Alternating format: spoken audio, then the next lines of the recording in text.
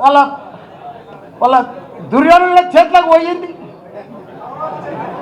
కౌరవుల చేతులకు పోయింది. ఆ చేతులకు పోతే ఎంత ఘోరము, ఎంత ఘోరము, ఎంత పాపము. వాళ్ళకు పరిపాలన వస్తలేదు, వాళ్ళకు అడ్మినిస్ట్రేషన్ వస్తలేదు, వాళ్ళకు అవగాహన లేదు, వాళ్ళకి ఏమీ లేదు. వాళ్ళు ఏం చేస్తున్నా కూడా వాళ్ళకే అర్థమవుతలేదు.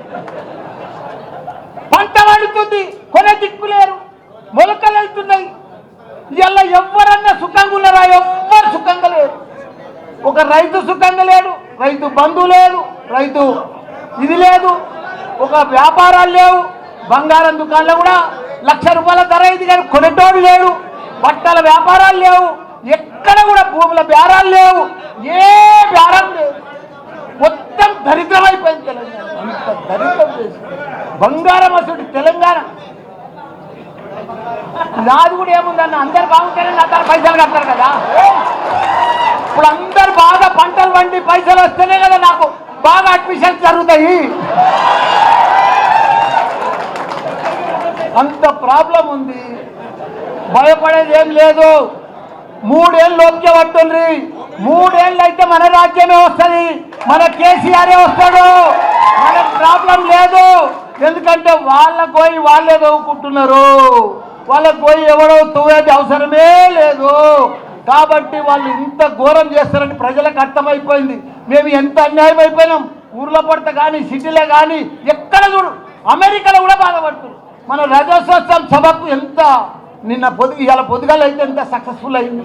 ప్రతి పౌరునికి, ప్రతి ప్రజలకు, ప్రతి ఒక్క వ్యాపారానికి, ప్రతి రైతుకు, ప్రతి కుల సంఘాలకు, ప్రతి ఒక్కరికి అర్థమైపోయింది మళ్ళీ మా కేసీఆరే కావాలని.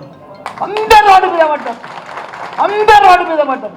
వాళ్ళు ఏం చెప్పినా మాయ మాటలే చెప్తున్నారు, అన్ని మాయ మాటలే చెప్తున్నారు, టైంపాస్ మాటలు చెప్తున్నారు, టైంపాస్ పరిపాలన చేస్తున్నారు. వాళ్ళు ఇట్లనే పొద్దు కూడా కొట్టేస్తారు. ఈ 3 ఏళ్ళు అందరికి అర్థమైపోయింది. వాళ్ళు ఏమి ఇయ్యరు, పెద్ద పెద్దగా ఇస్తామని ఇంత పెద్ద లిస్ట్ చెప్పారు, కానీ ఒక్క లిస్ట్ కూడా కంప్లీట్ చేయరు. వాళ్ళు చెయ్యలేరు, వాళ్ళతో కాదు, వాళ్ళతో పరిపాలనే కాదు. అట్టని ఫ్లాప్ అయిపోయింది ఈ ప్రభుత్వం. కాబట్టి మీరు కూడా ఒక సైనికుల లెక్క ఇది మంచి టైం వచ్చింది, మీకు కష్టపడాలి. అప్పుడు కేసీఆర్ సార్ ఎట్లా కష్టపడ్డాడో మీరందరూ కూడా, అప్పుడు ఎవరు లేకుండా ఒక 5-6 మనుషులే ఉండరు అప్పుడు తెలంగాణ వచ్చేటప్పుడు. ఇప్పుడు ఇంతమంది ఉన్నారు, 60 లక్షల మంది మన సభ్యత్వం ఉంది.